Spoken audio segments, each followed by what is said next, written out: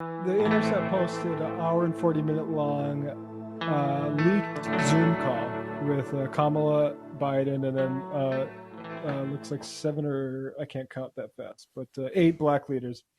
And it's an amazing watch, start to finish. I mean, you can kind of, I listened to some of their asks. I mean, some of them are, there's a lot of talk about diversity hiring, which is okay. But there's also some very specific asks about things like, the Voting Rights Act, and I think a lot of important asks that are made of these leaders of Biden.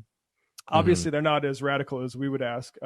Woke Rose, Nando, and Waz had a good breakdown of that. But so they go through this hour, and of all these guys going around and kind of saying, "Oh, thank you, and it's so good to see you, and I'm glad we can finally build back better," and that sort of shit, and being very, I mean, occasionally, saying some things that, like, Al Sharpton for one says, like, "We're not here because of your stellar records. We're here because it's time for a better tone." Right? It was a little dig, and Biden actually, like, kind of got pissed by it because he references it later, but it's that sort of stuff. But fundamentally, these are people there to play ball. Yeah. And so I just want to say that before we get into how Biden starts his response here. And this is the tail end. NAACP President Derek Johnson reiterates that you need to not have Tom Vilsack back in at Secretary of Agriculture because he's horrible, and particularly with black farmers. And I would add, with a whole bunch of issues. I mean, to go back to Tyson last week, he's a guy who promoted, like, high-speed slaughter, which is a great term. I'm sure that's led to a lot of good safety practices. But so Johnson doubles back to reiterate a point that he made early on, which is like, we're dealing with Georgia. How are you going to just have Vilsack in? And then watch how Biden just... I mean, really woke up on the wrong side of the bed. To close us out. Yeah, President-elect, you've mentioned more than once how the black vote saved you in your races in the Senate in Delaware. You've talked about your friendship with Mouse. We are now saying the black community have stood up in this election cycle. Let's not suffocate the black vote in Georgia, and make sure we send the right message, because the success of this administration will be the ability of the Senate to confirm your nominees. We have an opportunity here, and we want to make sure we seize upon this opportunity and allowing for the input necessary. 10 more appointments to go. A lot of people in our community are getting a little anxious because they are not seeing enough of the progress they thought they would have seen at this point. Let's not disappoint them, and let's not get to a place where voters in Georgia begin to second guess. Okay, let me respond. I've got to go. Let me respond. There's a lot to respond to here. Let's get something straight. You shouldn't be disappointed. What I've done so far is more than anybody else has done this far. Okay, number one. Number two, I mean what I say when I say it. I mean what I say when I say it. I'm the only person who's ever run on 3 platforms that I was told could not possibly win the election, and I never ceased from it. One was on restoring the soul of this country because of what I saw happen in Charlottesville. That was it. No one else was talking about it. Oh, give me a break. Words of presidents matter. Nobody else, no progressive, was talking about it. I did. My son Bo used to have an expression. He'd say, remember, Dad, home base. It ain't worth the job if I can't say what I believe. I didn't want to run this time. I ran this time because of the racist son of a gun who was president of the United States of America. That's why I ran. And you'll remember, a lot of you told me talking about the soul of America was going over people's heads. They didn't know what we're talking about. The words of a president matter. What a president says matters. And you've never seen me shy away. In the middle of the debate, I called him a racist. In the middle of the debate with him, I took on white supremacists. I'm the guy that took on every single time somebody was threatened in this country. The only white boy you know who did it, period, out there. Every single time. So look, all I'm saying here is, dude, I mean, he's so mad in that clip. He's so mad that anybody makes, like, again, like, these aren't even like big demands. Like, they're not even like too material, right? They're No. just saying, it's like, hey, you know, can you just sort of like listen to us a little bit, and you know, let us make some kind of suggestions so that we can see that we're getting something for, again, something that Biden and you know, the Democratic Party loves to say, is that black voters are, you know, save them, and you know, are basically their silver bullet in the electoral system. Like, these are people saying like, oh, you say that all the time, so maybe you could give us, you know, show up a little bit for us. And Biden loses it like that. It's amazing. Let's continue a little bit. This is where he references AOC for some. I mean, yeah, I mean, it really gives a sense of where his head is at. I mean, just a psycho. Okay, here we go. And black women were the two. Let me just back up a little more. The overwhelming reason I won, by the way, is because we took on racism in suburbia. White women overwhelmingly voted with me, and black women were the two places where it was overwhelming because we spoke to those concerns. And Vanita, you know what I'm talking about. You and I have talked before. I don't carry around a stamp on my head saying progressive and I'm AOC. But I have more of a record. Thank God you do in the United States Congress than anybody you know. Anybody you know of getting things accomplished. And that sounds so self-serving. Yeah. I know that. But this is going to really be hard. This is going to really, really, really be hard. Oh, this part gets interesting. And let me conclude and turn it over to Kamala, who says, what the hell am I doing with this guy right now?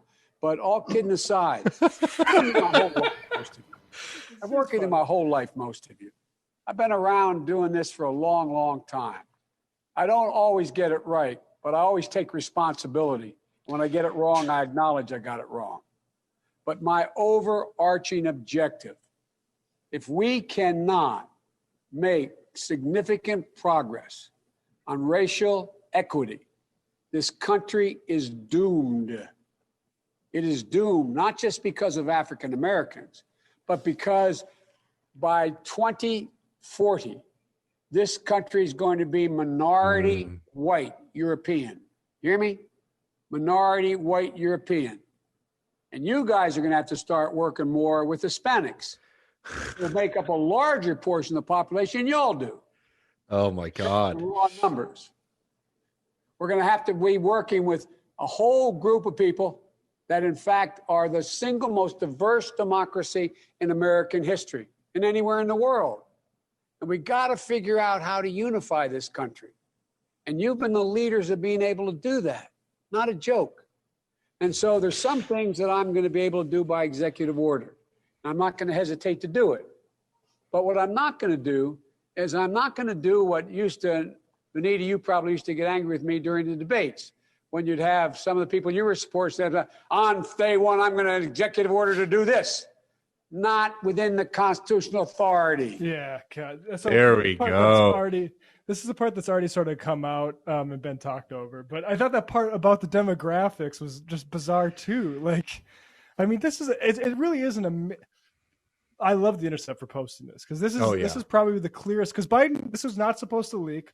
God bless whoever part of of any of those people's staffs who recorded the screen and got this recording and leaked to the public, because this is.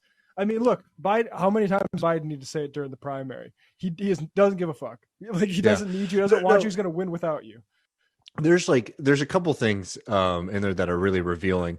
First, I have to mention the first section that we played. You know, when he talks about things that he has done, right? What is it that he talks about? He only gives one example, right? And that's Charlottesville, right? And him saying that this was a bad thing, right? Is like Joe Biden came out and said this was a bad thing, and somehow that's him showing up for people, right? Literally, like KKK style rally, right? In Charlottesville, Virginia. Joe Biden said it was bad, and that's him showing up. I mean, it's like, it's so ludicrous. You know, again, it's like because it shows a couple things about Joe Biden. One, that he does not think about politics materially, right? Which is no big surprise to us, but it's all about symbolism, right? It's like, oh, Joe Biden symbolically showed up, and like that's how he thinks about his presidency. The other thing that I think is really funny is what you brought up, is the demographic stuff, right? Because you can see how he views people. I mean, it's very old fashioned. It's extremely old fashioned, right? It's essentialist too. But it's like, it's all polling data, right? And why does he keeps on bringing up Hispanics because it's like, oh, I heard that this is going to be, these are going to be the people who I'm actually going to have to start thinking about more, right? There's no kind of like justice in his politics, right? And and we're socialists and we believe in politics to like uplift all people and uplift primarily like the working class people, right? But like even in the context of like being a liberal, like Joe Biden isn't even sitting here saying like, how are we going to help out Black people in this country? How are we going to help out Hispanics in this country? Oh no, the largest demographic group in this country will be non-European voters. So we have to start, standing up for those people. It shows, by the way, not that anyone listening to this podcast probably has any illusions about this, why Joe Biden was so happy to eulogize Strom Thurmond or to work with all of these segregationist senators back then, because the politics were there. And what he's saying right now is not that I'm going to show up for the Black community because it's morally right. I'm not going to show up to them because I owe them anything. I'm going to show up to them because I see them as a part of, important part of my electoral coalition. But guess what? And that's why he says this to the NAACP. Guess what? Y'all's days are numbered for Joe Biden, because I'm going to make another pivot very soon. We're going to start making pivots to other groups who are going to be more powerful, more important to me than you. I mean, it's a ridiculous. I mean, it'd been nice to see him do some of that Latino outreach during the general election. I know, actually, that's a good point. But also, I just want to, there's one part I'm skipping here where he talks about Vilsack, and I want to circle back to that. But just on Joe's, theory of the change in society here, this is, I think, this is a boomer mindset, and also weather vane Joe, like he'll be with whoever's like dominant. Society is changing. I'm incredibly optimistic because society is changing. The Z generation and young millennials are changing. Now, you're not going to maybe agree with what I'm about to say, but take a look at what is happening. 15 years ago, could you turn on the television and see 3 or 4 out of 7 commercials be biracial commercials? What do you think, guys, huh? What do you think? Oh, my God. You want to know where society's going? Watch entertainment. Watch the profit motive.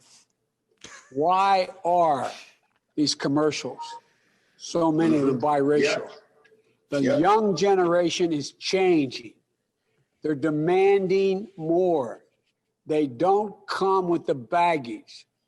Maybe 10, 20, 25% of them are pure racist. Who knows? But the vast majority, Demographic polling numbers again, are not at all where when I was coming up. And the second thing that's changed is that you and I have talked about this, Al. Remember what Dr. King said when Bull Connor turned those hoses on those Black women and sigged the dogs on them, ripping their clothes off, going in their Sunday go to church best and ripping the skin off of those kids? Oh, my God. He said it was that was supposed to be the wooden stake in the heart of the civil rights movement. Remember what he said?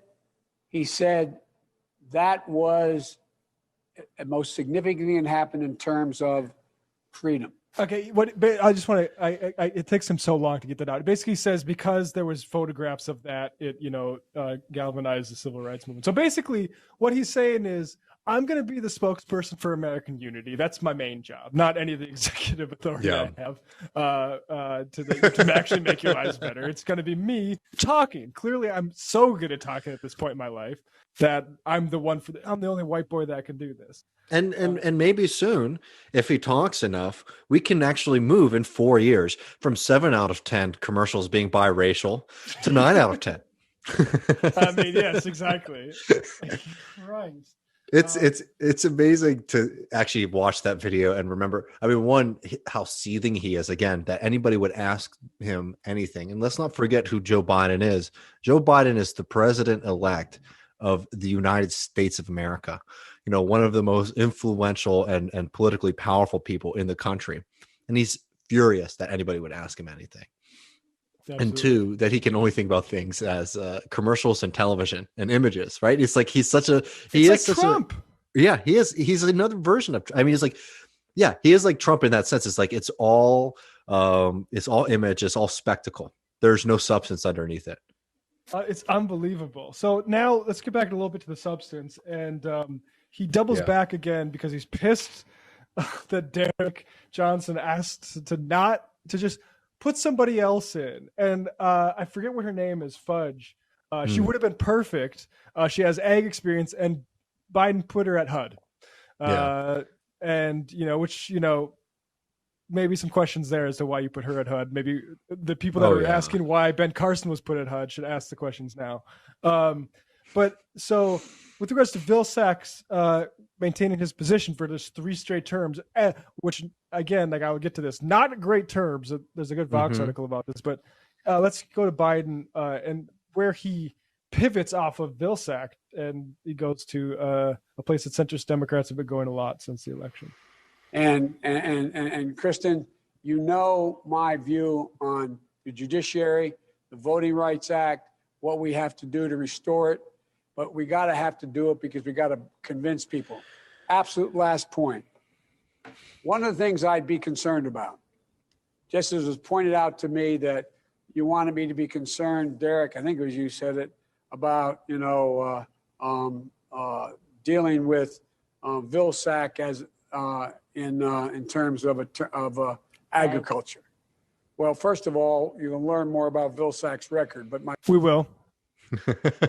This, I don't think we should make that a big issue going into before January 5th, when the election takes place down in Georgia. But I also don't think we should get too far ahead of ourselves on dealing with police reform in that, because they've already labeled us as being defund the police. What's the connection here? None. I mean, this is somebody whose brain is just rotting before our very eyes. And the reason he's reminding us of this is because he's like, okay, this is something that I could dig into the left about. Right. He's just... But it's like, okay, here's something like as a representative of the Black community, I would like to say, don't have Vilsack in. It's like, actually, what you guys need to do is just shut up about defunding until the election's over. I mean, and just to go off Vilsack, Vox has a good pick here. The fight over Joe Biden tapping Tom Vilsack as Ag Secretary explained. And, among other things, buying into a Breitbart smear of Shirley Sherrod to fire her in 2009. It's another reason why, particularly these Black leaders are pissed off about her. But also, like I mentioned, the high-speed slaughter thing. But there's also this element of, oh shoot, where's that picture? I encourage you to read this Vox piece, The Fight Over Tom Vilsack, because there are unnamed sources that defend the selection, say the left just need to hold their horses and wait to see what they get. And the truth is, what Tom Vilsack's, and the other thing I mentioned is, Tom Vilsack has been great in the microloans program to farmers. Now, I don't know specifically how that program, maybe Kowalski can fill us in, how that program has worked here in America. But when I hear of microloans, it's in causing a suicide epidemic among Indian farmers. And we have suicide epidemic here among American farmers too. There's this flyer that came out 2019. Are you feeling hopeless? Did you know? In rural areas, suicide is highest among men 45 to 55. This is something put out by the dairy industry to their farmers. I believe, yes, this is dairy. Farmers have the number one on-the-job suicide rate. Dairy farmers have a 16 times higher suicide rate than other farmers. Maybe that says something about the people in charge of that industry. Yep. You are worth more alive. I mean, this is just so dark, right? You are worth more alive. Insurance payouts go to bankers, lawyers, and the government before they get to the family. So just some practical advice there. That's so dark. Are you serious? Yeah. I mean, because the implication there is that people are killing themselves in hope that they can at least give their family something. Yes. That's so dark. That is a sick and twisted system. So that's the guy that we need to have serve a third term, who was good enough for Trump's administration to run that, and not great under Obama either. Just a complete toy of the agricultural monopoly. So it's horrible, and I don't know how. I guess I should have checked before we came on here how set in stone that Vilsack thing is, but no, that absolutely not. He needs to be replaced, and I mean it's yeah. I mean it's just depressing. They're bringing them all back, man. I mean the thing is that it's sad like, don't get me wrong, this is not something you want to be right about, but there is nothing that's going to happen through Joe Biden.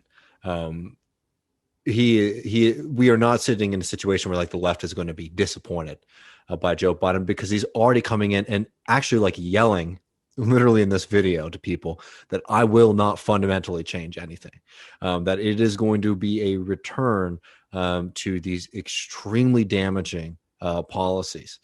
And it's so, I mean, it's disgusting. And it's also like, there's a part of it that is very funny to me though, to just see how indignant he gets about just like the small, I mean, like he doesn't even want to have to pretend, because the thing with Obama versus Biden actually is that Obama really wanted to like keep up this aura, right, or this perspective of him as like the super progressive, left-wing guy, and that's why he was able to fool a lot of people, and people were so disappointed by his failures.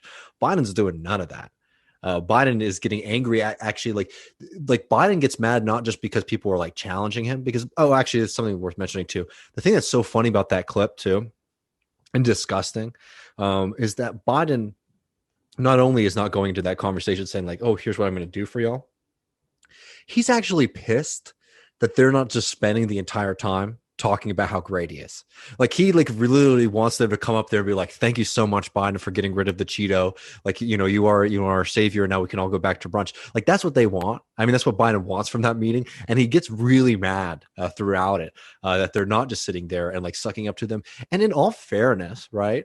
Like they're sucking up a pretty good amount to Joe Biden with like the way that he was behaving and acting during that meeting, and also like frankly what he's doing. Yes, they're sucking up enough to this guy, and he's just mad that it is just not one long. Hey, let's get on a Zoom call for Joe Biden for an hour and a half and tell him, Joe Biden, you know what? You are the greatest white guy. You are the best white guy that there's ever been, and the most radical and down with it and all this kind of stuff. Like that's what they want. That's what Joe Biden wants that meeting to be. You go, white boy. Seething. Where's my party at? Yeah, exactly. Just get worked up. Yeah, I mean, it's gonna be a really weird 4 years, and I don't think people are prepared for it yet. I know people are prepared to be disappointed, but I don't think that people understand actually the extent of Joe Biden's ego and just pure rage that anybody would say. Because basically for him, he's perfect because he's not Trump, and he gets mad at anybody for making any kind of like even just like half-assed suggestions, like not criticism, just suggestions. It's like, hey, you have some opportunities to do something a little bit different. How dare you? How dare you? Joe Biden goes on. I mean, yeah. And like there's just a condescending like, yeah, go learn more about Tom Vilsack's record, as if there's going to be something in there that is, oh, actually we're all wrong. Sorry, Joe. Yeah, it's a joke, man. Pretty great stuff from Joe Biden there. I mean, just say, I didn't even want to run this time, but Charlottesville happened. I know. Well, thanks, Joe. Like. Oh man, I wasn't going to get worked up, but Jesus Christ.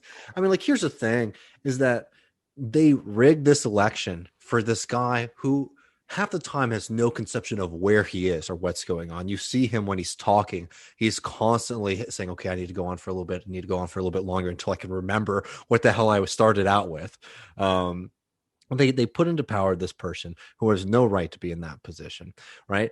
And they did it in such a way that you had, even people who were progressive on some level said, okay, we might just need to go with a moderate to get this person elected. Or in the more cynical side, which a lot of, the voters and NGO apparatus and party apparatus, where it's like, we need to put Joe Biden in because he's our best bet to make sure that there is not some kind of political revolution in this country. We need to make sure that we put Joe Biden in to make sure that people don't actually want something when we beat Donald Trump. That's why they put him in. They wanted to make sure that after beating Donald Trump, after 4 years of horror and destruction, and now a year of COVID devastation, that on the other side of it, that people weren't going to say, actually, you know what? We need Medicare for all. We need higher wages, and we need to get off of this neoliberal train that is literally causing deaths of despair all around the country. They made this deal with Joe Biden to prevent all of that kind of stuff from happening. And now what we're going to be seeing for the next few weeks is that nobody's going to get anything from him because everybody gave him everything. I'm saying even people who were against our project, they were so committed to making sure that Joe Biden becomes the nominee, not because they love Joe Biden, but because they knew that was their best shot from seeing any kind of radical change in this country. And it's going to be very funny to actually watch all of these people be extremely disappointed by Joe Biden as he gets pissed at them for making the smallest of demands. Yeah, on the majority report, Nomiki Konst has been sort of asking for more agitation from the people who said, like, we can get Joe in and we can push him left. And the thing is like, that second part should have never been stated. I understand why certain organizations said it from a messaging standpoint, but from a political analysis standpoint, that was never the case. Like, Biden should win just as like, to say the world would be slightly better than like having the Republicans in power again, but he's not going to be helpful in any way. And he was more than clear about that. Like, just the entire campaign. I mean, and then again, not just our issues, but even on Me Too, he was saying he's the Me Too guy, and like, but also kind of making a joke out of it constantly, right? Like, I mean, he put an end to a lot of different movements, not just the Bernie one. Man. And the movement Killer Joe, and the Killer Joe, bro. I like that. I haven't heard love I'm the only white boy. I'm the only white boy. I'm the only white boy. What did he say? He's like, I'm the only white boy who only white boy done the most. it. I've done the most. That said Charlottesville was bad. Like, I don't think Bernie was like, oh, I don't know, you got to hear both sides of it. You got here.